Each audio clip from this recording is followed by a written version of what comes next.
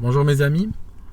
Hier, je n'ai pas été extrêmement emballé par les résultats du premier tour. C'est des résultats que je trouve extrêmement choquants. Non pas que Marine soit au premier tour. Marine Le Pen, j'attendais sa présence au premier tour. Mais ce qui m'a choqué, c'est qu'elle se retrouve face à Macron et qu'en plus Macron mène la danse. Macron, c'est un gars, soyons honnêtes, même pour ceux qui suivent la politique française, il y a un an, personne ne savait qui c'était.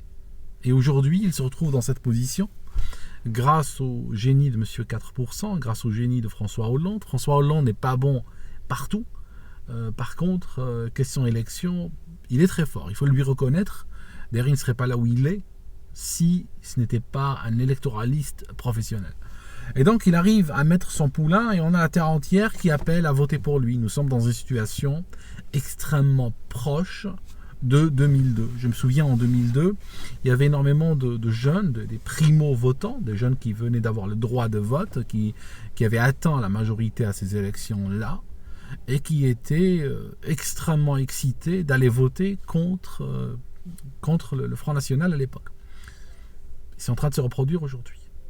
Ces jeunes avaient passé, c'est la même situation aujourd'hui, avaient passé 80% de leur vie dans un système éducatif orwellien qui leur a jamais permis d'avoir des discours multiples, qui leur a jamais permis de construire une personnalité ou une opinion politique fondée sur une pluralité des opinions, mais au contraire, c'est un système gauchiste qui sort des gens formatés à la chaîne et qui vont bien sûr voter pour leur propre disparition. En plus, aujourd'hui, on leur ramène des migrants qui viennent pleurnicher en classe. Ils les emmènent dans des mosquées, voir combien l'islam est une religion extraordinaire et pittoresque et tout ça, et puis qu'on ne comprend pas les haineux qui sont contre. Et voilà, les pauvres, ils votent contre eux-mêmes. Et 20 ans plus tard, parce que ça c'est arrivé, 20 ans plus tard, une fois qu'ils se sont exposés à la vie, la vraie, une fois qu'ils ont pris quelques baffes, une fois qu'ils ont eu la pluralité de la vie, à ce moment-là, beaucoup se ruent vers le Front National. J'ai des gens qui m'écrivent, ils me disaient j'étais comme un singe en train de m'accrocher aux fontaines de Paris en 2002 pour lutter contre le Front National. Et à l'époque, le geste, c'était ça. Hein. Ils votaient en se fermant le nez, je m'en souviens. J'étais effaré de voir cela. Parce que, soi-disant, Chirac puait, parce qu'il avait beaucoup trop d'affaires sur le dos. Mais ils ont voté quand même pour lui en se fermant le nez, puis il a eu un score de maréchal. Et donc, aujourd'hui, ces gens m'écrivent en me disant « Maintenant, je vote Front National ». Oui, mais maintenant, t'as compris, mais c'est déjà tard. Ça signifie que même si t'as compris et tu regrettes vraiment, tu ne pourras pas revenir en 2002 et changer ton vote. Ton regret est sincère, comme sera sincère le regret des gens qui aujourd'hui vont rater cette chance historique. D'accord ? C'est ça le truc. Le Front National se retrouve comme en 2002. Le système est en train d'utiliser l'alibi, de protéger la République, je ne sais plus quoi, pour avoir, si vous voulez, cet alibi moral de voter pour leur camp, pour leur système. Et puis, moi je suis extrêmement inquiet. Pour être honnête avec vous, sauf surprise, vous savez, la politique réserve toujours des surprises, mais je ne vois pas vraiment Marine Le Pen gagnante dans 15 jours. D'accord ? Macron, il sort d'où ? Macron, c'est le candidat de la presse. Macron, il a été créé de A à Z par la presse française qui a dit aux Français votez pour Macron. Ils ont fait quoi les Français ? Ils ont voté pour lui. Voilà. Il mène la danse. Il a été au-delà des partis traditionnels. Et il mène la danse. Donc maintenant, la presse est en train de dire quoi aux Français ? Ils sont en train de leur dire votez contre Le Pen. Donc ils vont voter contre Le Pen. C'est tout. Bon, il y aura toujours des gens qui pensent par eux-mêmes, etc. Je ne dis pas que Marine Le Pen va faire 0% aux élections. Je ne dis pas cela. Mais le gars, voilà, il va se taper un bon 60-65%. Et puis voilà. Attention, il a besoin de quoi ? Il a besoin de 50,1 pour passer. Je suis horrifié, en fait. Je suis horrifié par cette... Je vais vous montrer un truc. J'ai été sur le site du Front National. Parce qu'il faut savoir que le Front National a fait dans les banlieues françaises, il a fait des scores particulièrement bas. J'ai été voir sur leur site. J'aimerais vous lire les noms des gens qui sont dans le bureau politique du Front National. Je ne vais pas le faire in extenso, je vais prendre des gens au hasard. Nicolas Bay, Valérie Lopiès, Gilles Le Breton, Marine Le Pen, Sandrine Leroy, Philippe Loiseau, Louis Talliot, Catherine Salagnac, Bruno Subtil, Jean-Richard Sulzer, Jean-Marc Lacoste, Larey Mondi, France Jamais, Alain Jamais, etc. J'ai lu à peu près la moitié. Okay. Voici la liste que j'ai pris sur le site internet du Front National qui ne marche pas très bien. Le site internet du Front National qui a un problème parce que frontnational.com utilise un lien, la page est en HTTPS, mais elle fait appel à plein d'éléments qui sont en HTTP et donc les navigateurs bloquent ces éléments-là et depuis le 1er janvier ils sont devenus extrêmement stricts sur ces choses. Je vous ai lu donc la liste des noms des gens du bureau politique du Front National. Vous pouvez arrêter la vidéo et regarder si vous voulez. Pour faire simple, c'est que du français de souche. Je vais vous lire une autre liste. Raymond Pellegrin, Marie Martine, Yannick Maloir, Jacques Ginsel, Hélène Tossy, Micheline Gary, Mireille Ponsard, Odette Roger, Max Dalcourt, Manuel Gary. C'est quoi cette liste? C'est quelle partie à votre avis? Est-ce que c'est une liste d'un deuxième bureau du Front National? Non, elles sont de la même façon. Que du français de souche. C'est une liste que j'ai prise sur IMDB. D'accord? IMDB, c'est le casting du Fruit défendu, un film avec Fernandel de 1952. Voilà. Donc, le Front National a un bureau qui évoque, d'accord, un casting d'un film de Fernandel. Je vous montre maintenant la France de 2017. On va passer du Front National et de 1952, on va passer à la France de 2017. D'accord? État civil, du 27 janvier au 23 février 2017. Mariage, Arnaud Marchand et Catherine Porcher. Slim Barboura et Paula Pereira do Coito. Harold Lubin et Soraya Goundi. Mary Fikri et Latifa Gouaïch. Naissance, je vous lis au hasard. Asia Ben Abdellah. Ashvanat, j'arrive pas à lire. Louis Magnata. Meleison Correira Samedo Gomes.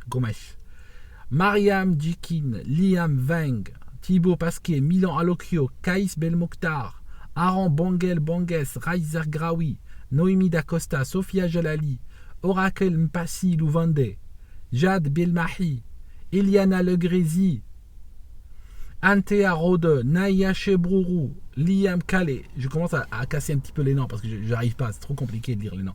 Chirel Armani Izodar, Naël Benhmida, Issa Diarra, Lila Maurice, Lila Smaï Jérôme, Noélie Maillet, Bod Anas, Anas Kaabi, Amal Sbaï. Comprenez? Je pense que vous avez capté un petit peu la démonstration. Hein? D'accord? Le problème du Front National, c'est que il ne sait pas parler à la France d'aujourd'hui. Ça signifie que c'est un parti qui n'est pas responsable du communautarisme en France. Ce n'est pas de sa faute, ce n'est pas sa responsabilité. Ça a toujours été fait en désaccord avec le Front National. Par contre, il y a des réalités. Cette réalité, que tu sois d'accord avec ou pas, il faut en tenir compte. Le Front National ne sait pas tenir compte de cette réalité.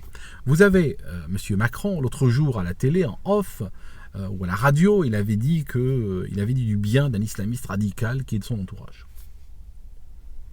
Il est entouré d'islamistes, même les radicaux. Vous voyez ce que je veux dire? Et cette vidéo-là, je suis sûr qu'elle lui a fait plus de pub que de tort. Elle lui a fait du tort chez les électeurs du Front National, mais qui n'allaient de toute façon pas voter pour lui, avec ou sans cette vidéo. Vous voyez ce que je veux dire? Par contre, pour les autres, ça leur a donné un gage qui voulait dire que Macron n'est pas un danger pour vous. Comment il s'appelle? Fillon, lui, Fillon a tiré de trop loin, tu comprends? Fillon, genre c'est quelqu'un qui arrive avec un tromblon qui a 20 mètres de portée, et puis à 300 mètres, ils commencent déjà à tirer, d'accord? Donc ils ont vu les flashs avant même de voir le tremblant.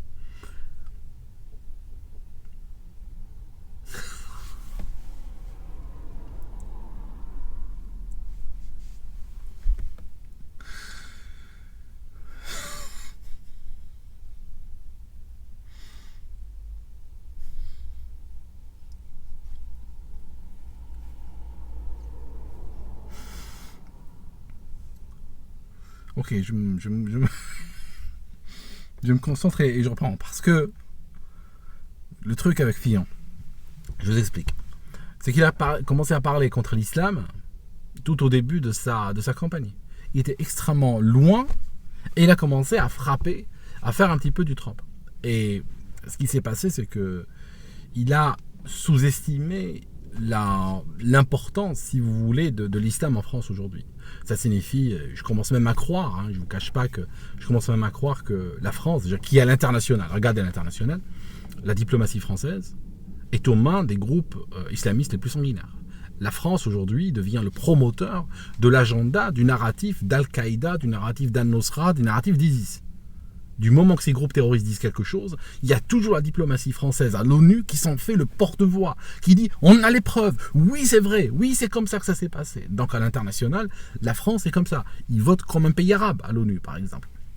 Et à l'intérieur, c'est en train de suivre exactement le même chemin.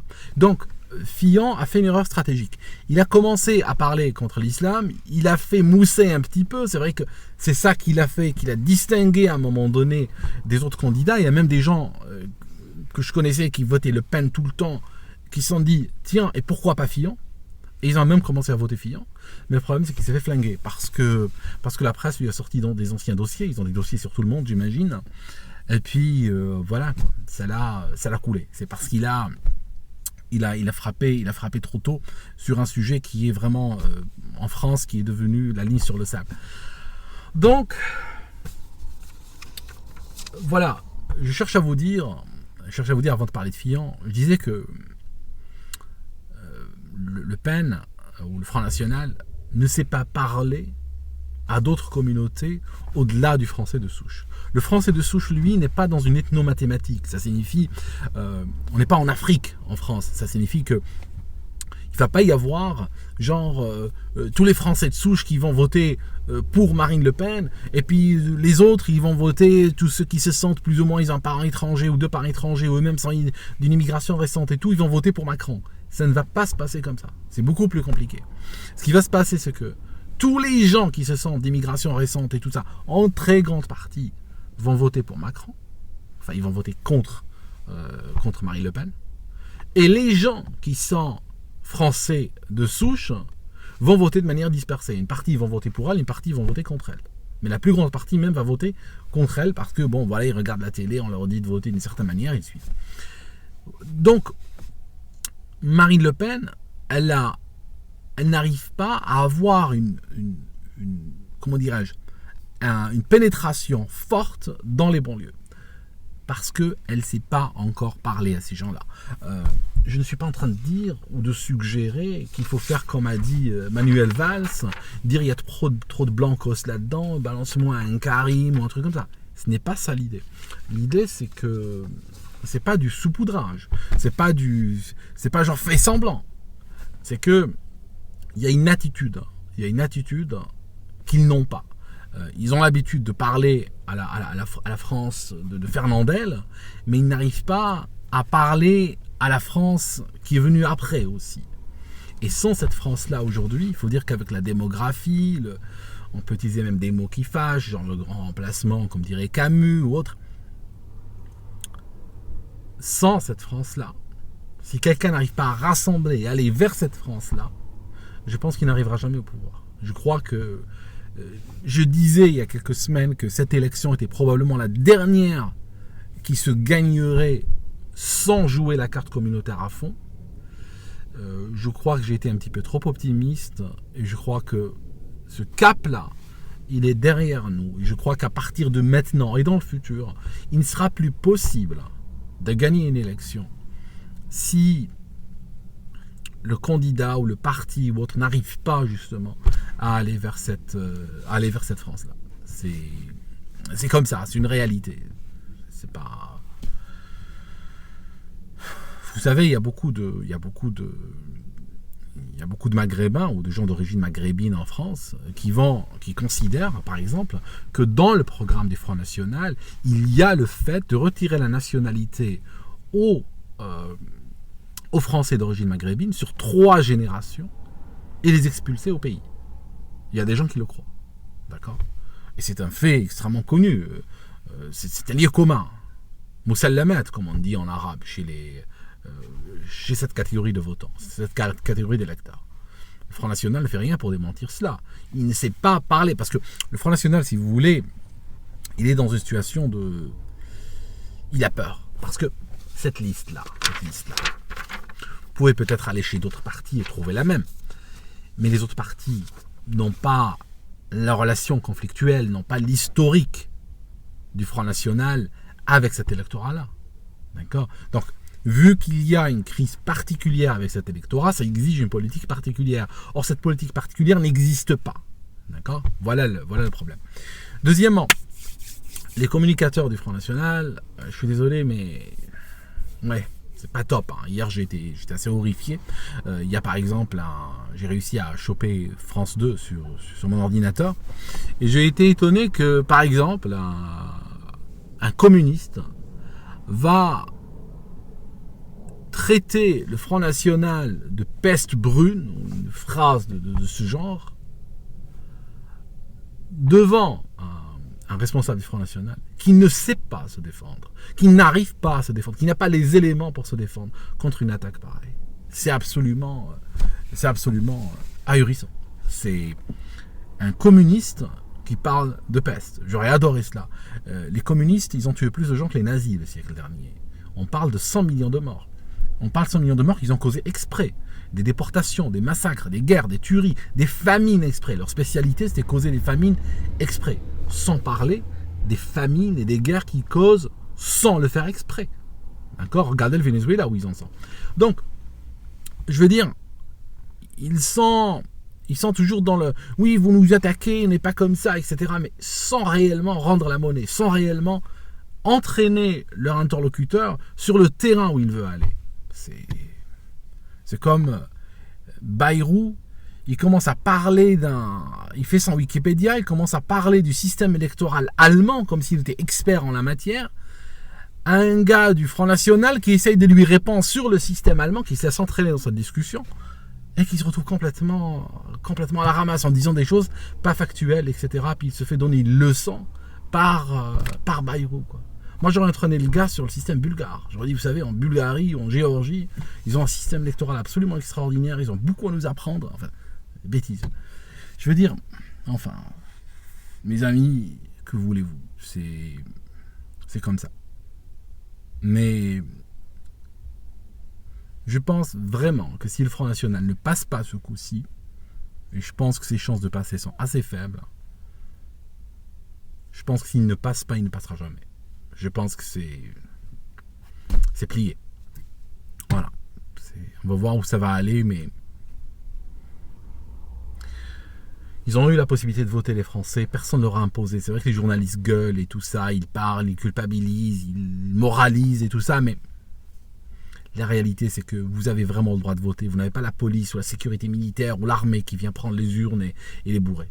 C'est ce que vous votez, c'est exactement ce qui va arriver à l'écran à la fin de la journée. Et voilà quoi. Si vous avez honte d'exister, vous inquiétez pas. Vous avez une très jolie terre.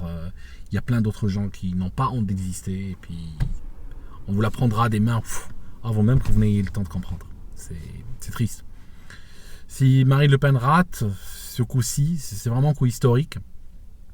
Je pense qu'il va falloir essayer d'introduire le droit des minorités dans la Constitution française. Essayer de l'introduire n'importe comment parce que le jour où vous serez une minorité, vous en aurez besoin. Je vous dis, c'est une catastrophe. C'est la fin.